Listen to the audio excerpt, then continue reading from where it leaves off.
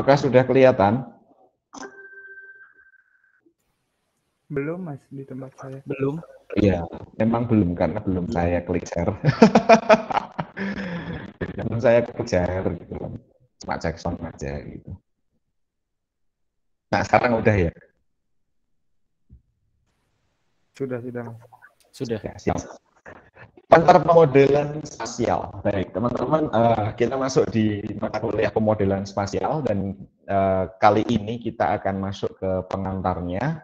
Apa sih pemodelan spasial? Apa sih sistem informasi geografi? Apa sih peta dan penerapannya di apa namanya di dunia IT itu seperti apa gitu ya? Baik, ini course kita, materi kita kurang lebih ada 7 ini ya. Jadi kita akan mulai mengenal data spasial, mengenal peta, dan juga peta itu tentu bukan peta yang di atlas atau peta yang di apa namanya di dinding waktu SD SMP itu enggak ya. Kita petanya peta digital ya.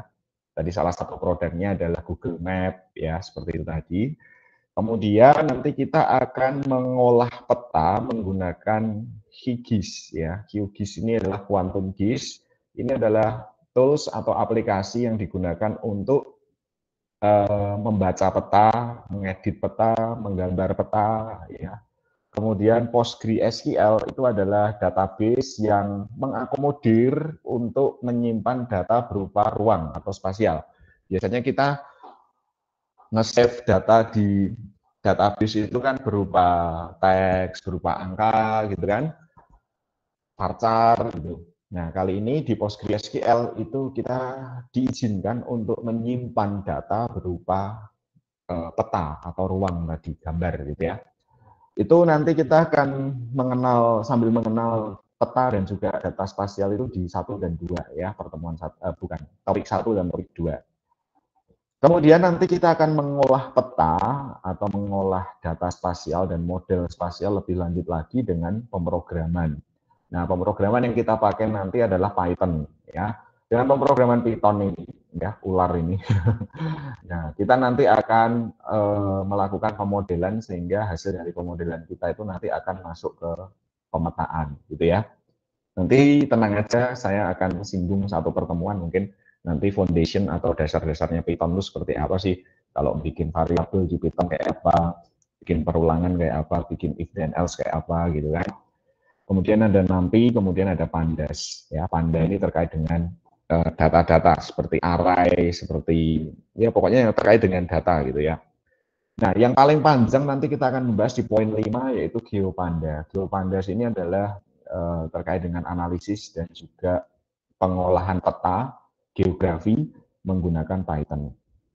Terakhir nanti hasil pengelolaan kita akan kita presentasikan ke dalam GeoServer ya. GeoServer itu semacam server, kalau selama ini kita pakai server itu Exam ya teman-teman ya. Exam itu kemudian ini ingat kuliah zaman PBB kemarin ya, kita bikin aplikasi terus localhost apa gitu dibuka di browser lah. Kita nanti pakai GeoServer. GeoServer itu adalah server yang bisa membaca peta. Jadi petanya nanti bisa interaktif macam Google Map gitu-gitu ya. Nanti kita sedikit juga nanti pakai Node.js ya, JavaScript punya. Nah, poin 7 nanti studi kasus ini terkait dengan tugas akhir teman-teman ya. Tugas akhirnya seperti biasa kayak pemodelan simulasi nanti cari studi kasus, tapi studi kasusnya beneran, kemudian berkaitan dengan geografi dan dipetakan, diolah dan seterusnya. Mata kuliah ini menyenangkan, tenang aja, tidak semenegangkan yang kalian harus mikir panjang coding dan seterusnya. Yang penting apa namanya, internet jalan, CTRL-C, CTRL-V-nya jalan, nanti kita bisa lewati semua. Tenang aja, ya. Kenapa saya mau buka kelas ini? Ya, paling tidak sebagai mata kuliah rekreasi lah, gitu ya. Di tengah kita padat dan penatnya dengan mata kuliah di IT, yang ngoding, yang macam-macam, ya kita lihat-lihat peta ya, sambil jalan-jalan nanti, ya. Oke, itu kurang lebih materi kita selama 1 semester yang akan datang. Gitu ya. Baik, saya akan mulai materi kita dengan sebuah pertanyaan dari teori konspirasi. Teori konspirasi yang cukup diperdebatkan. Pertanyaannya, bumi itu bulat atau datar? Saya akan ke Ajeng terlebih dulu. Sebagai perempuan, Ajeng melihat bumi ini bulat atau datar. Ajeng.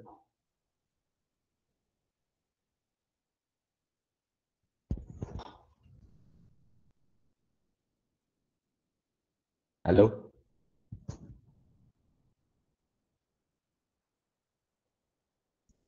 Atau saya sinyal di Ajengnya cukup cukup bahaya karena hujan. Oke, saya ke siapa? Sudahlah ke anu dulu aja. Ke David dulu. David Aryo Wicaksono. Bumi itu bulat atau datar? Bulat, Pak. Bulat. Oke. Kenapa kok bulat? Karena dulu belajarnya bulat, Pak.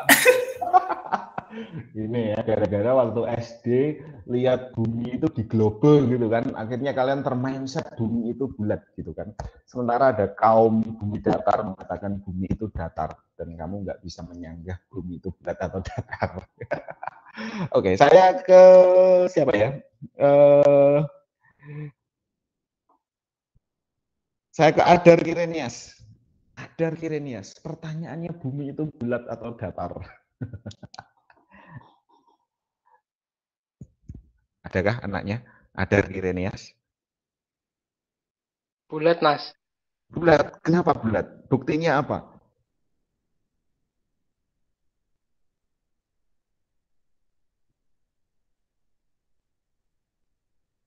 Karena kenyataannya memang bulat, Mas. Oke ya. Ini saya nggak mau brainwash kalian untuk mengatakan bumi itu datar gitu ya. Tapi paling tidak kalau kalian bilang bumi itu bulat, paling tidak harus ada buktinya gitu. Saya ke Muhammad Makhasinul Ma'arif. Mas Sinul, bumi itu bulat apa datar, Mas? Bulat, Kak. Oh, aneh. Buktinya apa? Buktinya apa? Ya, kayak Mas David tadi, belajarnya dulu bulat. Oke. saya pernah menonton perdebatan yang cukup sengit di podcastnya Om Deddy ya. Antara Lord Rangga dengan Dustin Tiffany. Mereka memperdebatkan antara bumi itu bulat atau datar gitu ya. Lord Rangga bilang bumi itu bulat. Dustin bilang bumi itu datar gitu. Ternyata setelah didebatkan macam debat kusir, mereka menyimpulkan bumi itu ternyata bulat dan datar. Bulat itu kalau dilihat di globe, datar itu kalau dia dilihat di atlas gitu ya. Oke. Ya, terlepas dari apa namanya, dari teori konspirasi yang berjalan saat ini, bumi bulat atau bumi datar, banyak teori yang mendukung, banyak bukti yang mendukung bahwa bumi itu bulat gitu ya. Tapi di semester ini kita akan masuk ke bumi datar. Ya. Jadi kita akan membahas bumi datar. Seperti yang dikatakan Lord Rangga tadi, datar itu kalau dilihat di bidang datar atau di atlas. Jadi kita akan main-main dengan peta, tetapi petanya itu tidak di global, tetapi di datar, ya, di bagian bumi datar. Jadi bagian bumi datar itu adalah kita akan merepresentasikan permukaan bumi di dalam bentuk peta gitu ya. Jadi saat ini teman-teman ketika bumi yang bulat seperti bola itu diproyeksikan ke bentuk datar, itu sama sekali tidak bisa mendekati kondisi nyata. Ya, sama seperti kalian punya wajah ya. Kalian punya wajah, itu kan bentuknya bulat. Tiba-tiba wajah kalian itu dilepas seperti topeng, lalu diletakkan di atas meja dan bentuknya datar. Bentuknya pasti aneh kan? Ya, bentuknya aneh. Karena itu seluruh peta yang ada saat ini yang merepresentasikan bumi secara datar itu sebenarnya secara akurasi tidak menggambarkan sesuai dengan kenyataan. Contohnya misalnya kalau kalian lihat peta itu di sampingnya Kanada itu ada Greenland ya. Greenland kalian nanti bisa browsing ya. Di Greenland itu pulaunya itu gedenya kayak benua Afrika. Itu karena efek buminya dibuat datar atau dipresentasikan dalam bentuk datar. Tapi sebenarnya Greenland atau peta Greenland itu tidak sebesar petanya benua Afrika, lebih kecil bahkan gitu kan. Ya, tapi karena buminya dibuat datar, akhirnya seperti wajah kita, ya, yang tadinya mungkin hidung kita itu mancung gitu ke depan, tapi karena dibuat datar dia jadi lebar. Mulut kita yang tadinya nggak panjang atau nggak lebar tiba-tiba menjadi panjang dan lebar. Mata kita yang tadinya itu misalnya bulat tiba-tiba jadi sipit. Kenapa? Karena dipresentasikan atau diproyeksikan dalam bidang datar.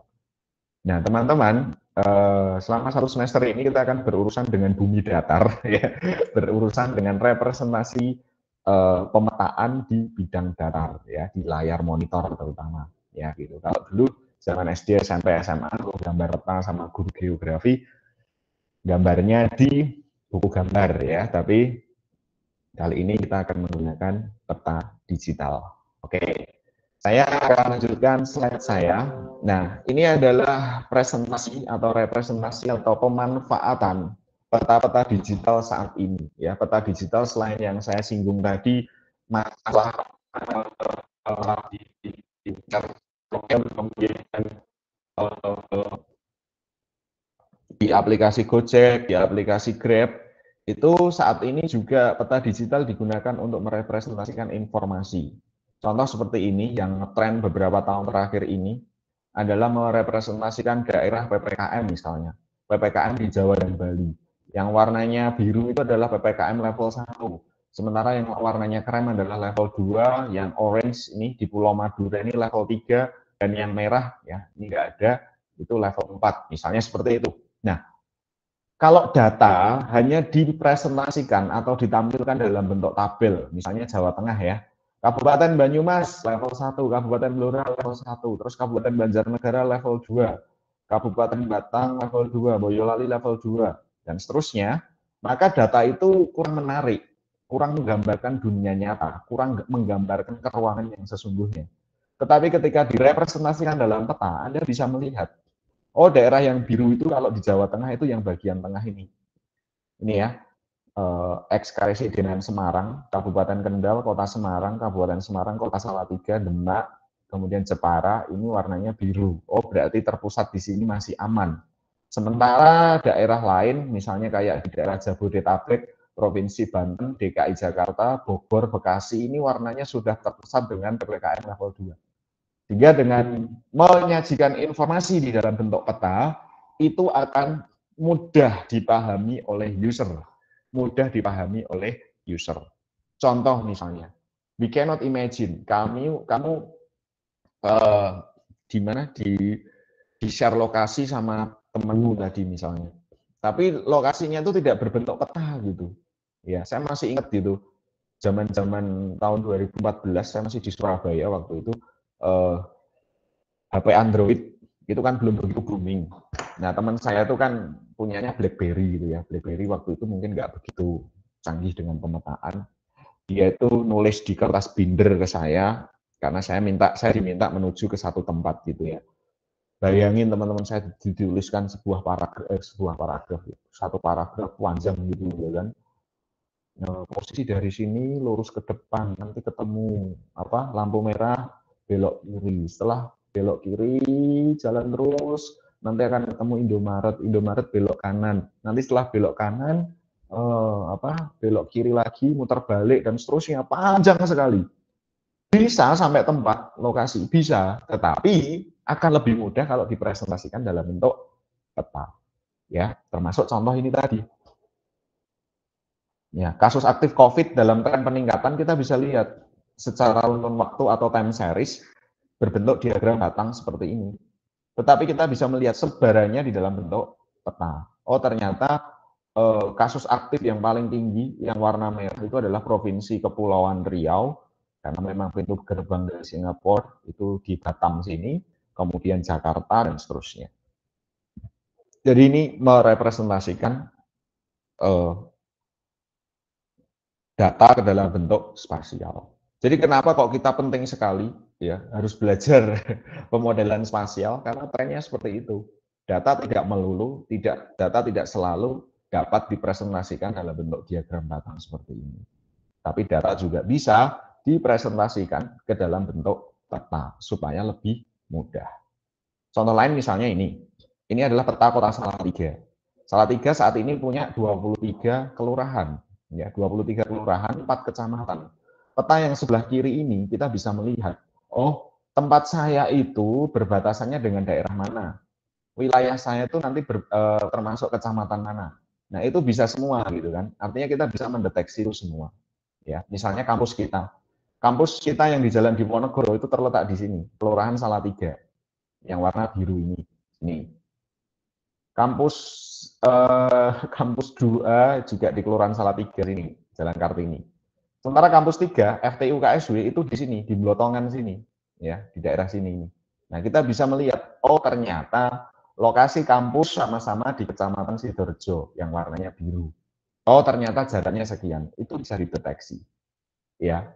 Jadi kita bisa melihat, oh wilayah Salatiga yang termasuk Kecamatan Argomulyo itu mana? Oh ini Ledok, ya. ABC itu ya, Tegalrejo, Kumporjo, ya. Randuacir, Noborejo, Cebongan. Oh ini termasuk Kecamatan Argomulyo. Gitu misalnya. Oh, yang satu kecamatan sama Mbak Ajeng, daerah Cengek, Tingkir Lor itu mana? Oh ada Tingkir Tengah, Tingkir Lor, Kali Bening. Sidoarjo Kidul, Kutawinangun Kidul, Kutawinangun Lor, Gendongan, dan seterusnya. Nah, dengan peta, semua data yang tidak bisa diinformasikan ke user secara tabel, secara diagram dan grafik menjadi lebih mudah. Ya, seperti itu. Misalnya di sini, kita akan melihat, kelurahan di Salatiga yang luas, paling luas itu kelurahan mana? Misalnya seperti itu. Kalau kita lihat angka kan agak susah ya, tapi dengan melihat gambar seperti ini kita bisa lihat, oh kelurahan yang paling luas di Salatiga adalah, mana ini? Kelurahan Kumulrejo. Kelurahan Kumulrejo itu daerah Sale Putih itu ya teman-teman ya, daerah Sale Putih. Nah, pokoknya daerah atas-atas yang dekat Pasan itu Kumulrejo. Nah, itu wilayah paling besar. Wilayah yang paling kecil di Salatiga itu mana? Kalian bisa lihat, oh kelurahan Kalicacing yang warna orange ini misalnya. Daerah padatnya Salatiga, misalnya seperti itu. Nah, dengan peta semua akan tersaji lebih mudah. Selain itu, dengan peta itu kita bisa diakurasikan, ya. Apalagi kalau kita ini istilahnya overlay ya, seperti yang ada di slide Anda ini overlay. Overlay itu kalau di Adobe Photoshop itu penumpuk 2 layer. Layer yang bawah ini layer Google Map. Layer yang kedua adalah layar peta wilayah Salatiga. Misalnya kita bisa melihat dari sini. Ya, jalan ini misalnya Jalan Lingkar Selatan ya, Jalan Lingkar Salatiga itu masuk di wilayah kecamatan mana saja atau kelurahan mana saja. Oh, lewatnya Cebongan, Tenggulrejo, Kumulrejo, kemudian ke sini misalnya. Dan seterusnya dan seterusnya. Ya, dengan representasi geospasial, dengan representasi pemetaan ini, maka data dan juga informasi dapat disajikan dengan lebih mudah. Gitu ya. Nah, itu pengantar dari saya, teman-teman, terkait dengan pemetaan dan juga sistem informasi geografi. Baik, sekarang saya masuk ke beberapa pengertian atau hal-hal yang umum yang bisa kita kita bahas. Ya, saya akan highlight beberapa poin. Nanti Anda bisa catat untuk mengingat itu. Sekarang saya tanya, peta itu apa sih? Ya. Peta, kalau saya mau ngomong secara secara santai ke kalian, peta adalah wujud konspirasi bumi itu datar. Iya nggak sih? Dengan peta kita bisa melihat bahwa bumi itu datar ternyata, gitu kan. Tapi dengan global kita melihat bumi itu bulat ternyata, seperti itu. Nah, tapi kita kan nggak punya toh, masa mau tes atau mau ngerjain soal, apakah peta itu? Peta adalah bumi datar. Wah, nanti malah kita jawabnya teori konspirasi gitu. Nah, peta adalah gambaran umum dari suatu daerah. Jadi gambaran.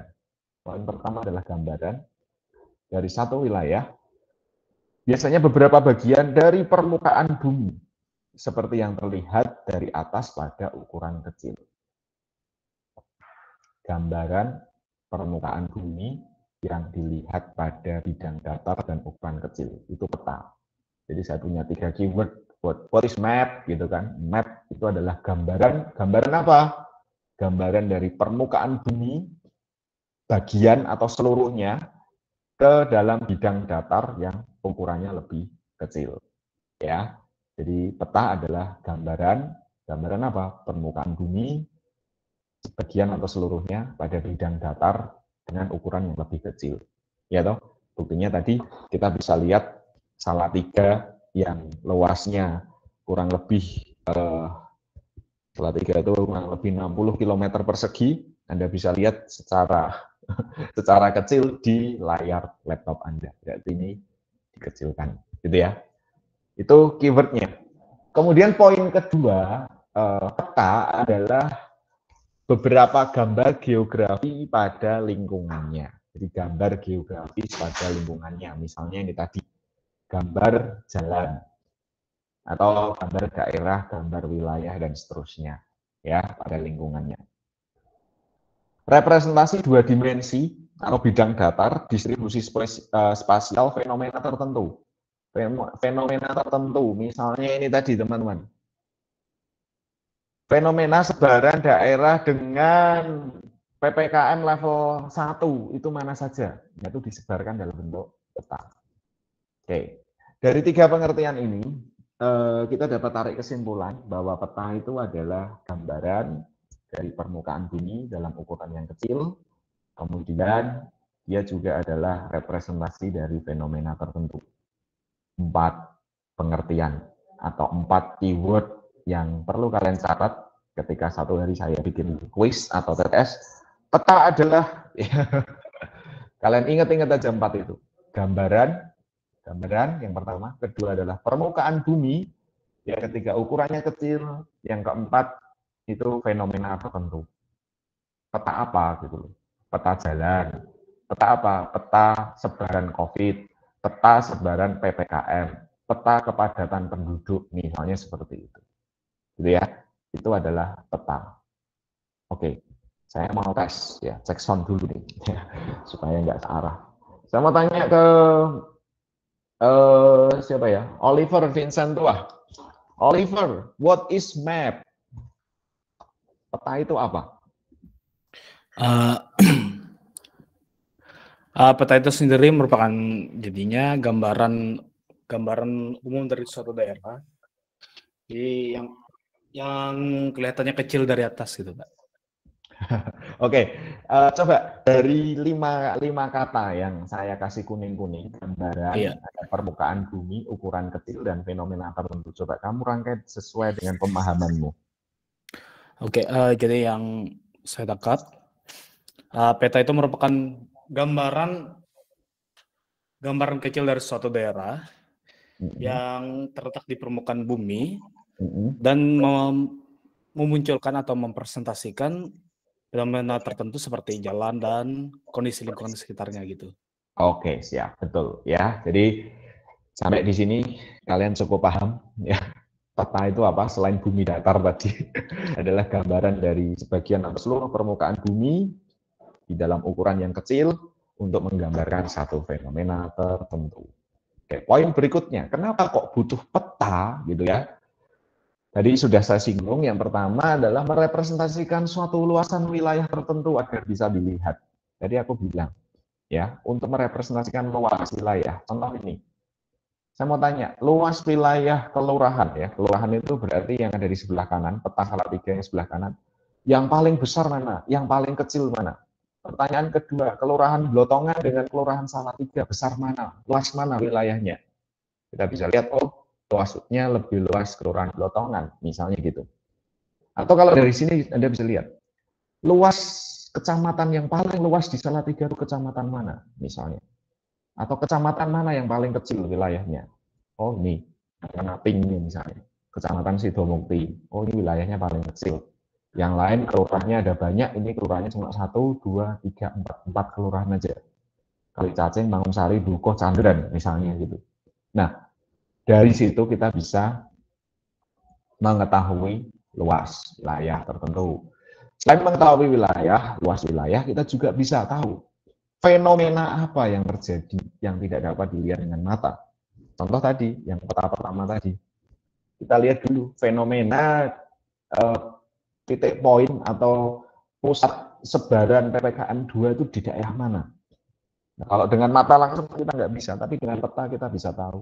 Oh ini loh, yang warna biru itu sebarannya di tengah sebelah sini, di daerah ini, Karesidenan Semarang, kemudian apa ini namanya, Magelang, Purworejo misalnya seperti itu. Nah kita bisa melihat itu. Kemudian untuk menyajikan informasi secara ringkas, betul tadi, ya termasuk tadi menyajikan informasi apa namanya, informasi daerah PPKM level 1 itu mana, PPKM level 2 itu mana, ya menyajikan informasi.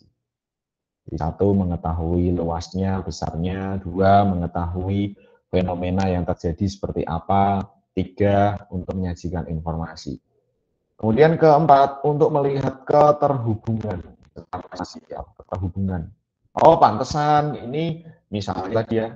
Oh, pantesan ini daerah sini level 2 karena wilayah di sampingnya juga level 2. Atau ini misalnya Jakarta ini kok warnanya merah, kasus aktifnya naik dalam sebulan terakhir. Kepulauan Riau ini juga. Kenapa? Keterkaitannya apa? Kalau kita lihat peta lebih luas lagi, nanti kita akan ketemu di sini ini ada negara namanya Singapura. Singapura ini omikronnya lagi tinggi-tingginya. Sementara provinsi Kepulauan Riau adalah provinsi yang paling dekat dengan Singapura, misalnya. Nah, itu namanya keterkaitan spasial, gitu.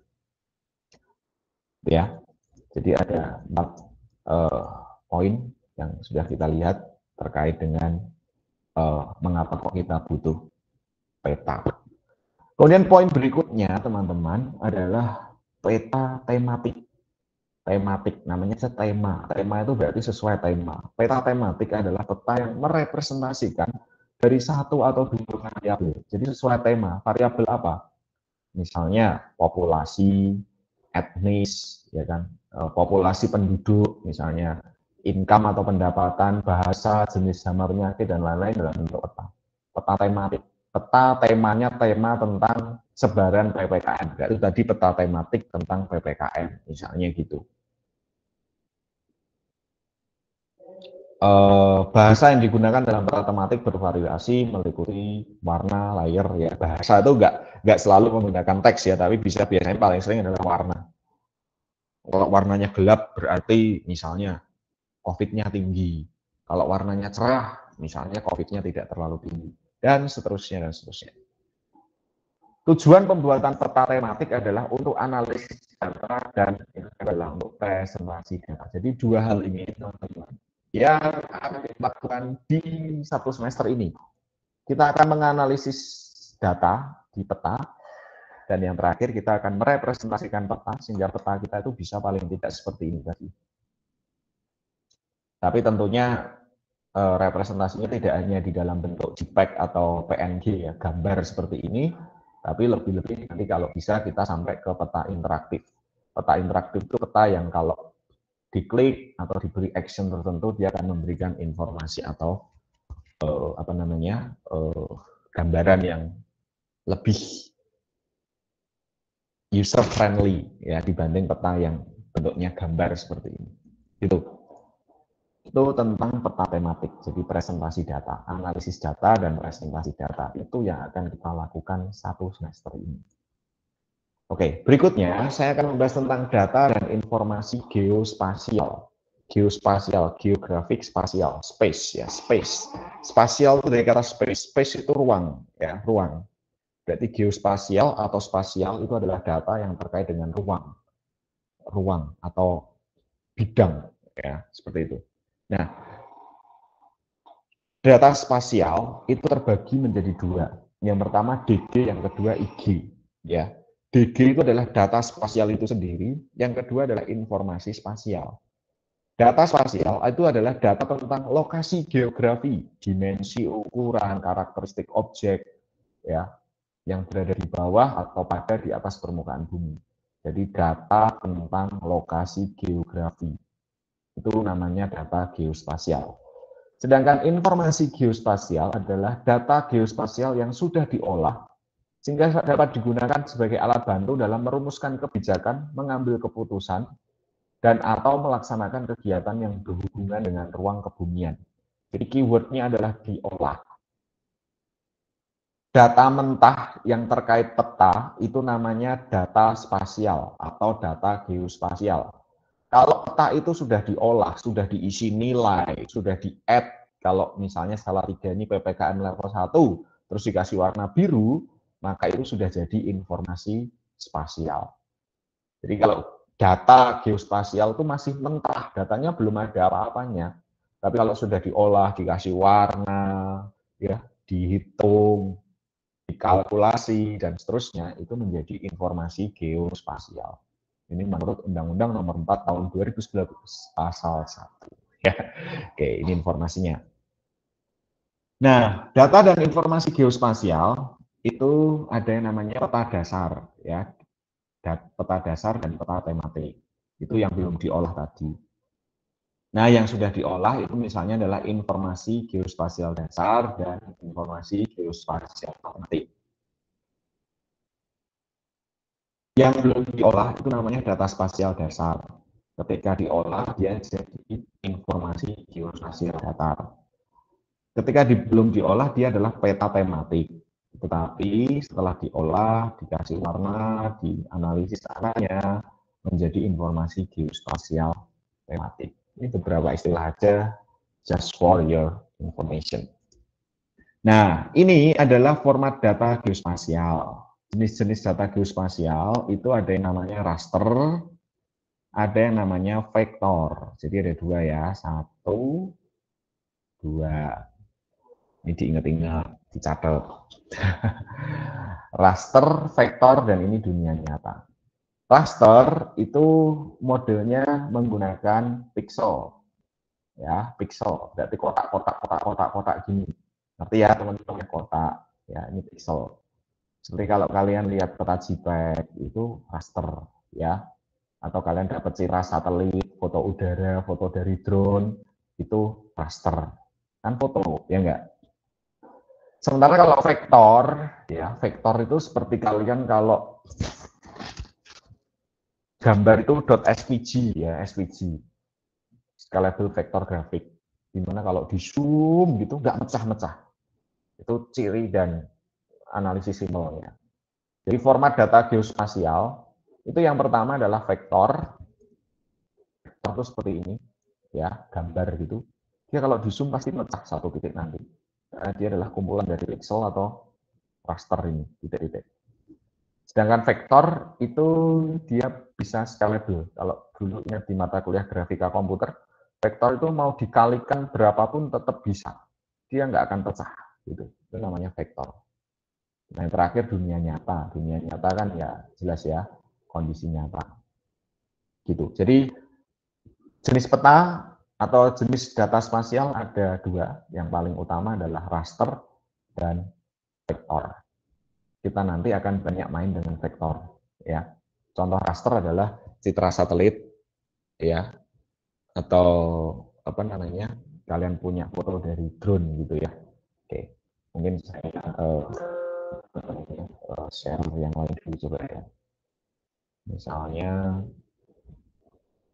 saya akan share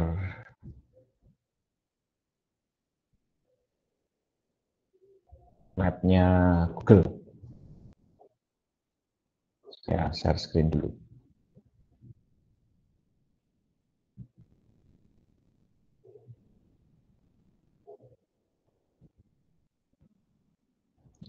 Sudah lihat teman-teman? Di layar sudah kelihatan belum? Belum enggak? Belum. Oh. Udah, Mas. Sudah. Oh, udah enggak? Barusan sudah. Sudah. Ini tahapnya. Ya. Nah, yang Anda lihat ini kita berbentuk vektor raster. Vektor raster.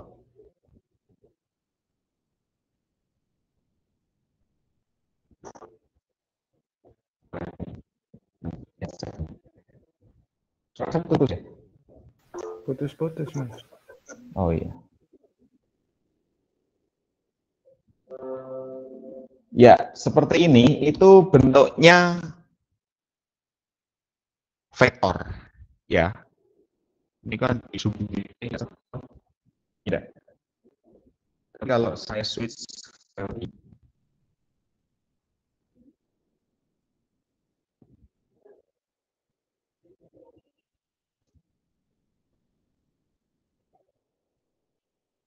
intinya raster. Ini kan di situ mecah. Gitu. Jelas ya teman-teman ya bedanya vektor dan raster. Ya Google Map tadi contohnya ketika dia masih mode biasa dia berbentuk vektor. Mau kalian zoom gitu nggak masalah. Tapi ketika dia di switch ke bentuk citra satelit dia berubah jadi raster. Oke. Lanjut ke slide saya.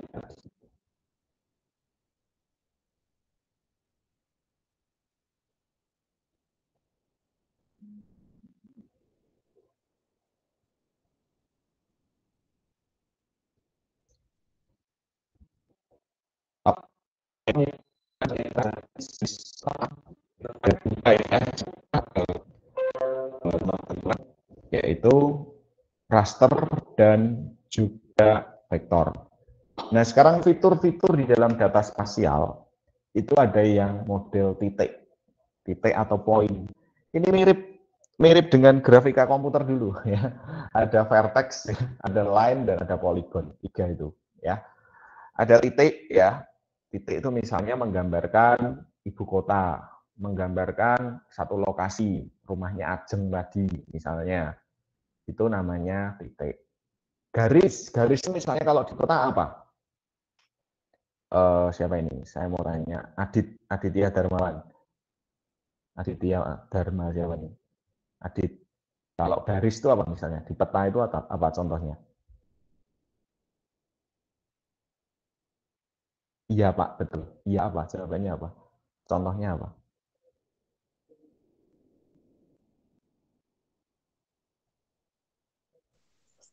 Tes. Apakah saya kedengaran? Ya, terdengar. Contoh garis yang ada di peta itu misalnya menggambarkan apa? Oke Pak. Kalau ini nggak apa-apa ya Pak, salah ya Pak. Nggak apa-apa, santai aja. Kalau garis mungkin menunjukkan jalan Pak. Ya, contohnya jalan. Jalan itu garis, betul. Sungai, ya kan, batas wilayah, ya, itu garis. Terus kalau area apa contohnya, Adit? Area. Kalau area mungkin lebih menunjuk ke arah daerah Pak. Ya, daerah misalnya danau, ya, danau itu area misalnya. Terus apa namanya wilayah tadi ya, kecamatan, kelurahan, kabupaten, provinsi itu area. Ya, gitu. Oke, terima kasih Adit. Ya, selain ada titik, ada garis, ada area, juga ada jaringan. Jaringan itu interkoneksi garis, ya, jaringan jalan dengan sungai. Jadi hubungan antar garis, ya, contohnya itu. Ada juga nanti permukaan, elevasi, dan temperatur. Ini contoh-contoh yang apa namanya, yang ada di fitur data spasial. Ada fitur discrete dan fitur continue. Discrete itu nilainya sudah pasti. Kalau enggak 1 ya 2, kalau enggak 3, kalau enggak 4, 5 gitu kan. Tapi kalau continue itu misalnya adalah 5 sampai 10. Ini contohnya temperatur. Peta temperatur Kota Salatiga misalnya. Daerah ini temperaturnya adalah 5 derajat sampai 10 derajat misalnya seperti itu. Oke.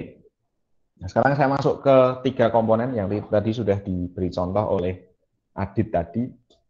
Jadi ada fitur titik, fitur garis, dan fitur poligon atau area. Nah, titik itu satu dimensi dipresentasikan dengan X dan Y.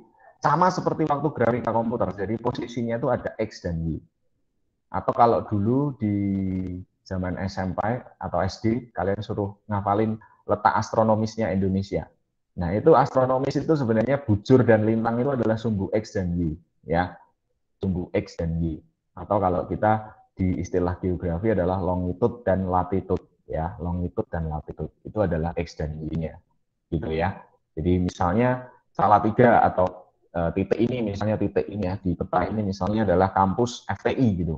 kampus FTI tempat saya berada sekarang itu X-nya berapa, Y-nya berapa. Anda bisa deteksi lewat Google Map, ya enggak? Sekian, koma sekian. Nah, itu ada hitungannya yang sudah ditetapkan secara internasional. Nah, ini kurang bisa digunakan sebagai indikator, tidak bisa digunakan untuk penentuan wilayah, luas, dan kalkulasi lain. Dia yang mempresentasikan lokasi atau satu titik itu di mana.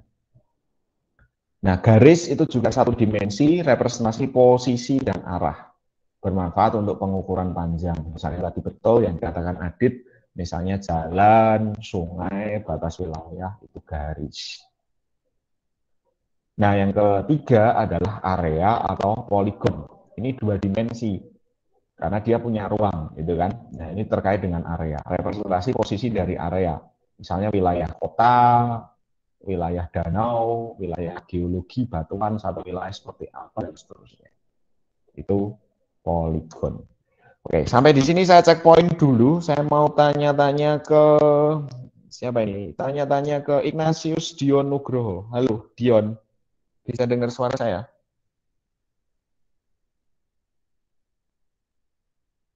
Ignatius Dion Nugroho. Datang nggak?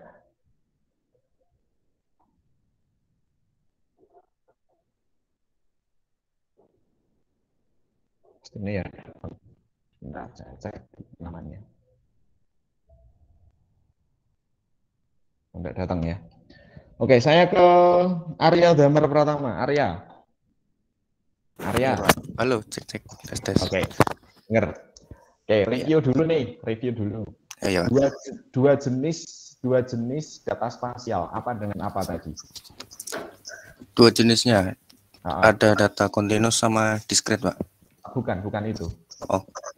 Data spasial itu ada yang berbentuk apa dengan apa tadi loh, yang di penjelasan sebelum fitur. Data spasial apa ya?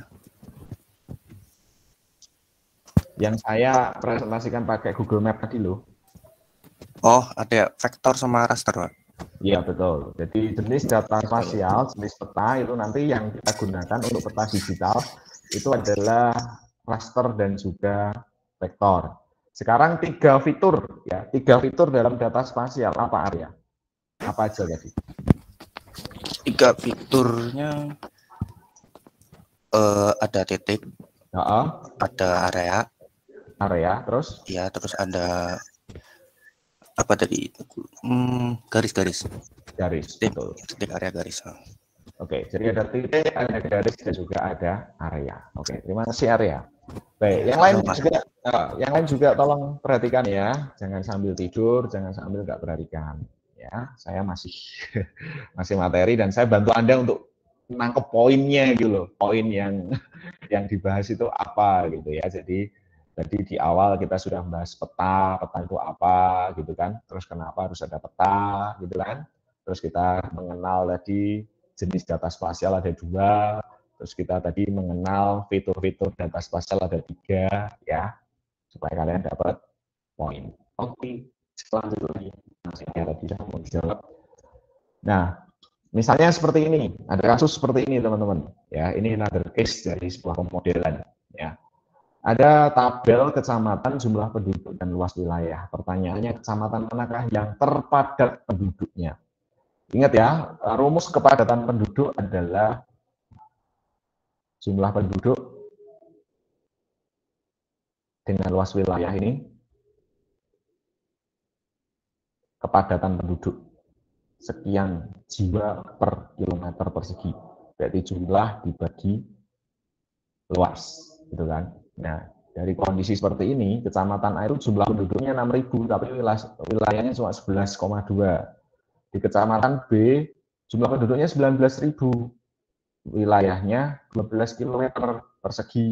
Kecamatan C, penduduknya cuma 8.000, tapi wilayahnya luas sekali. Nah, yang paling padat yang mana kira-kira? Nah, ini bisa dibantu dengan data spasial, ya. Seperti ini. Oh, yang paling padat misalnya yang paling hijau tua. Semakin ke tengah atau semakin ke sebelah sini, sebelah kiri sini ternyata semakin padat. Semakin ke sana semakin tidak padat, misalnya seperti itu. Ini untuk interpretasi. Nah, peta tadi saya katakan itu terdiri dari dua dua identifikasi lintang dan bujur atau X dan Y-nya. Ya, data koordinat. Misalnya yang pertama ada min 6,551 yang koma 107.408. Yang satunya min 6431, 106.927. Yang ini min 6190, yang ini 106.822.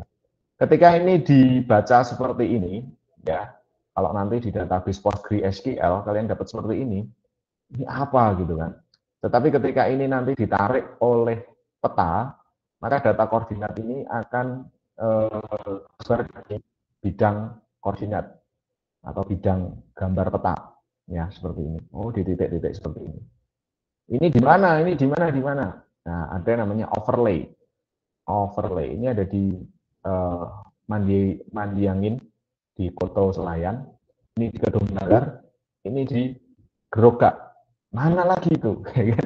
Nah, namanya overlay. Nah, ini ada overlay. Overlay itu adalah layer atau lapisan peta di bawah peta yang lain. Saling bertumpuk. Dari sini Anda tahu. Oh, yang ini, yang Mandiangin ini ada di Pulau Sumatera, Kedung Galar itu ada di Pulau Jawa, terus Gerogak ini, yang ini ada di Pulau Bali. Nah, itu salah satu fitur koordinat ya yang ada di peta. Jadi peta itu selain tadi kalian sampaikan ada fitur-fitur poin, garis dan juga area, nah, peta itu juga adalah satu komponen yang mengandung koordinat. Jadi dia bukan sekedar gambar gitu, tetapi dia ada koordinat di dalamnya.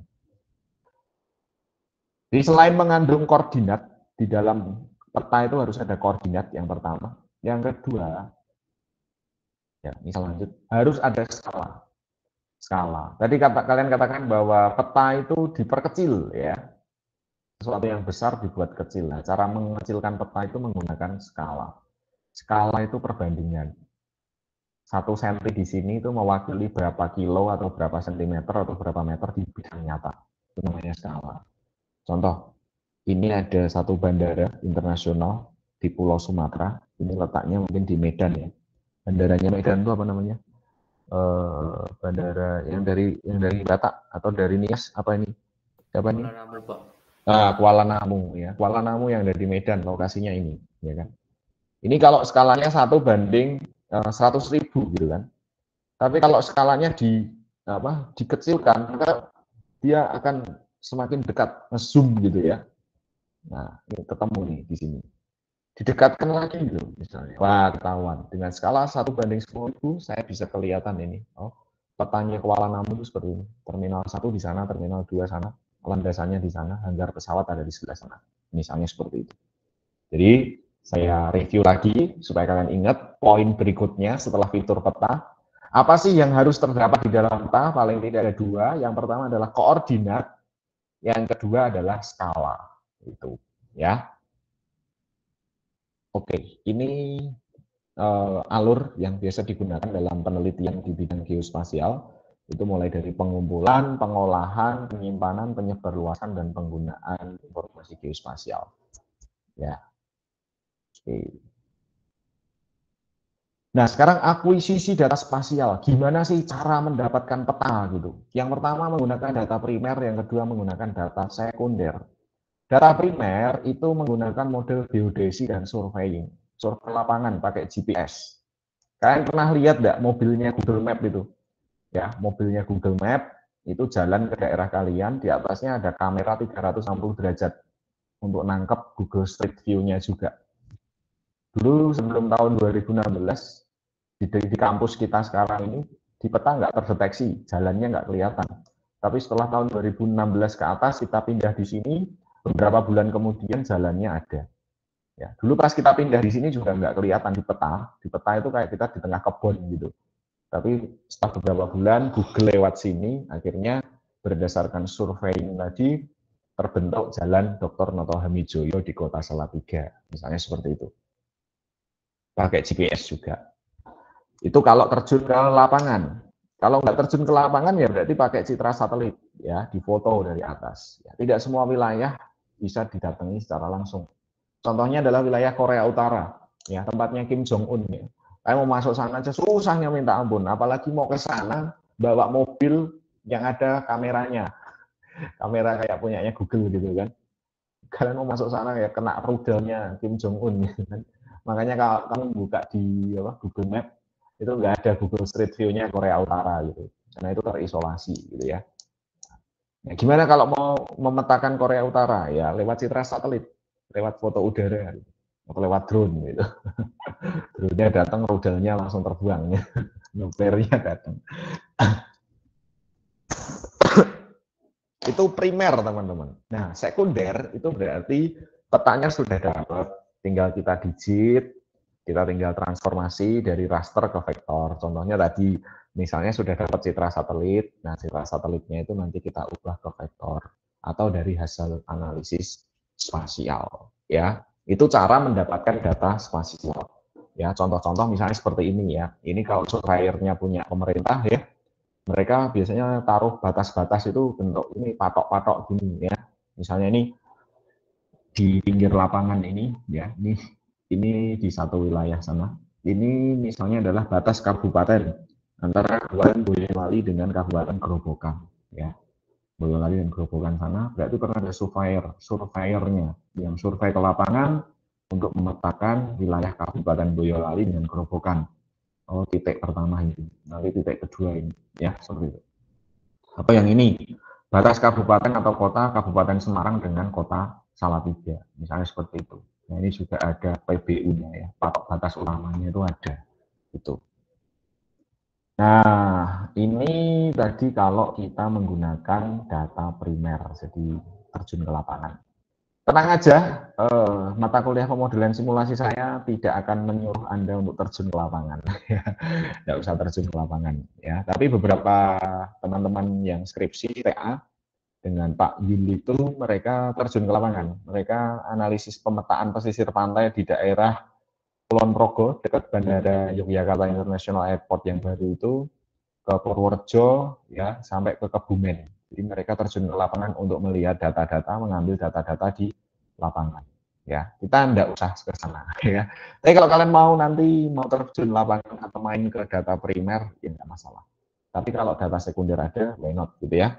Makanya dulu di kelas pemodelan simulasi yang kelas saya, kalian bisa ngambil data di BPS, ya, Badan Pusat Statistik Kabupaten atau Kota. Misalnya Kota Salatiga dalam angka 2022, Kota Salatiga dalam angka 2021, Kabupaten Semarang dalam angka 2019. Dari data itu Anda ketemu angka-angka. Gitu. Dan nanti format data, betul tadi jenis datanya ada jenis datanya ada data raster dan juga vektor, tapi nanti formatnya, filenya itu biasanya .shapefile ya, .shp. Ada juga .geojson. Nah, ini udah main service, kita nanti udah bisa ke sini. Ada juga .kml. KML ini versi XML-nya, ya, versi XML-nya untuk peta. Ada GML, GPX ya, ada TIFF ya kan, dan seterusnya. Ini kalau web service nanti ada WMS, WFS, WMTS dan seterusnya.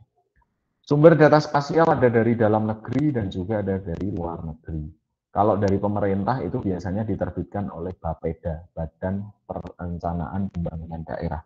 Contoh tadi yang saya punya pertanyaan yang depan tadi. Nah ini peta kota Salatiga, ini peta resmi. Jadi ini diterbitkan oleh Bapeda ya, Badan Perencanaan dan Pembangunan Daerah Kota Salatiga. Petanya nggak ngawur. Peta itu nggak bisa sembarangan gambar teman-teman ya. Tanah tetangga diakuisisi menjadi tanah kalian. Wah, ribut ya nggak? Di peta itu ini tanah ini miliknya saya gitu kan. Di peta ini milik saya, tapi kenyataannya itu milik tetangga. Nah ini kan geger nanti malahan, ya kan? Makanya peta itu harus sebisa mungkin akurat. Makanya perlu ada yang survei ke lapangan, terjun ke lapangan tadi. Gitu ceritanya.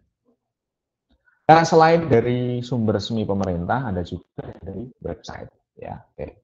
Di website saya kasih contoh satu aja, teman-teman. Ya. Nah, saya masuk ke ini.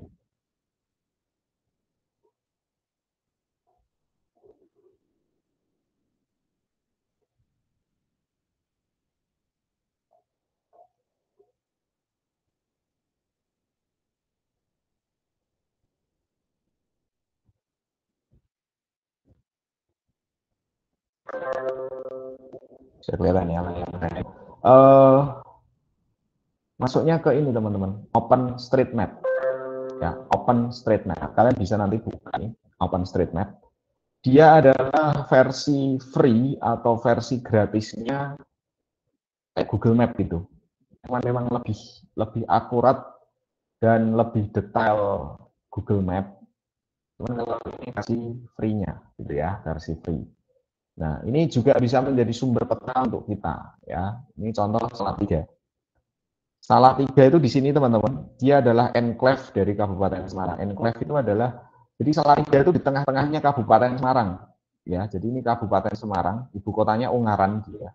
Kabupaten Semarang dengan Kota Semarang itu beda ya. Kota Semarang itu ibu kota Jawa Tengah, letaknya di pinggir Laut Jawa ini.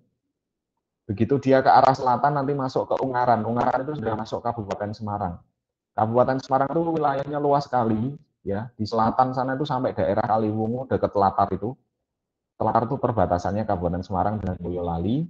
Kemudian di sebelah baratnya itu sampai ke Somowono, Bandungan sana, Getasan juga. Sebelah timur itu sampai Beringin di sana, teman-teman. Nah, Salatiga itu letaknya di tengah-tengah Kabupaten Semarang. Jadi Salatiga itu batas utara Kabupaten Semarang, sebelah barat Kabupaten Semarang, sebelah selatan Kabupaten Semarang, sebelah timur juga Kabupaten Semarang. Nah, ini contoh. Kalau kita mau mengambil peta kota Salatiga berarti ini ya. Nah, ini pasal 3 di sini, ya, yang di border warna ungu ini, ya, yang ini Kabupaten Semarang, ini udah Kabupaten Semarang, yang ini Kota Salatiga. Misalnya saya mau ngambil peta atau mau lihat peta satu UKSW dari Diponegoro, ini tinggal di sini seperti ini. Nah, ini bisa kita gunakan juga sebagai sumber peta, ya. Kalau kalian saya suruh ke kampus UKSW di Diponegoro, gambarkan peta kampus gitu. Kalian harus survei bawa GPS. Pintu gerbang itu letaknya di titik berapa.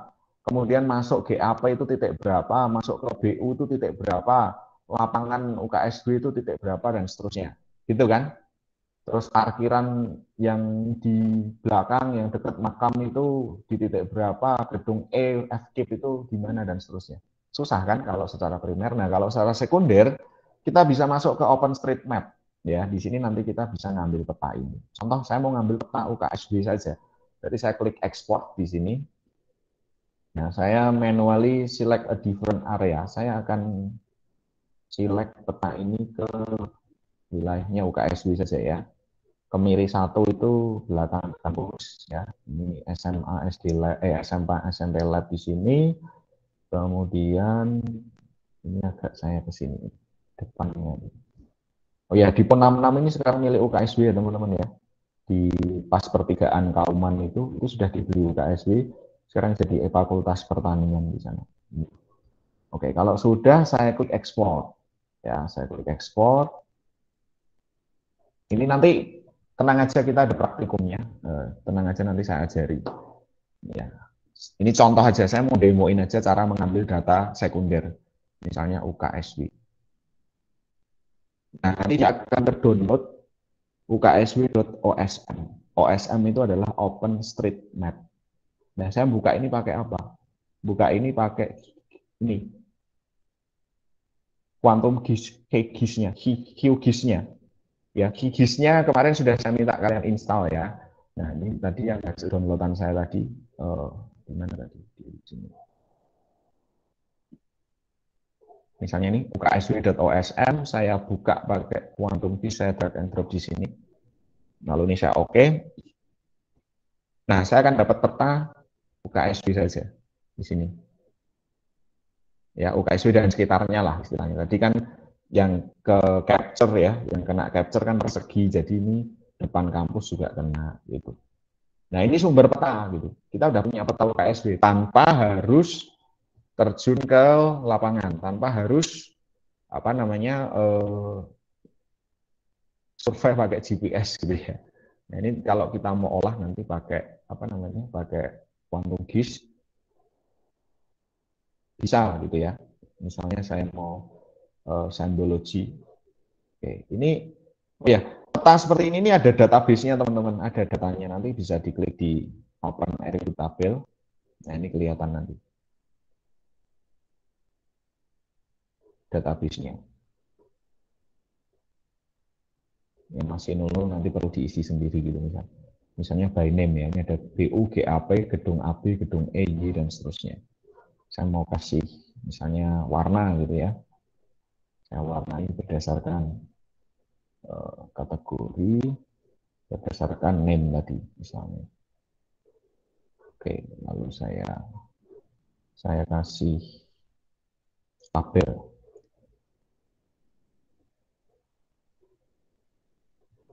Name ini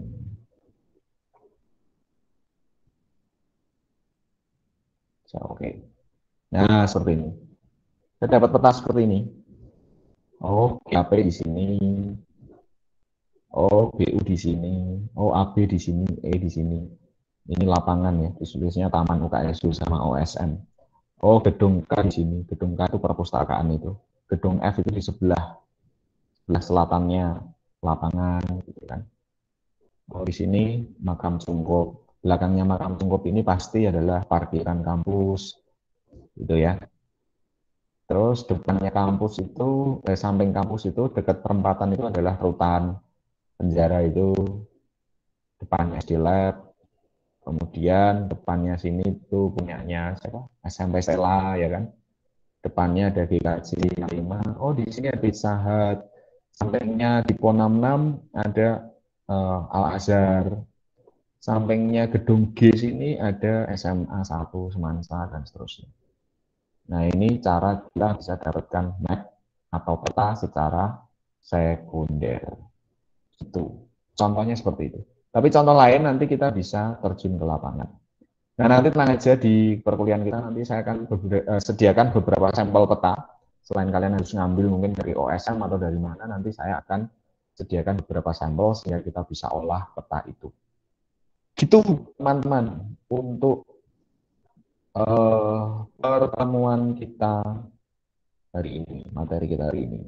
Kita pengantar aja, kita belum melakukan praktikum dan analisis dan mengolah data. Oke, sampai di sini ada yang ingin ditanyakan dari teman-teman, silahkan.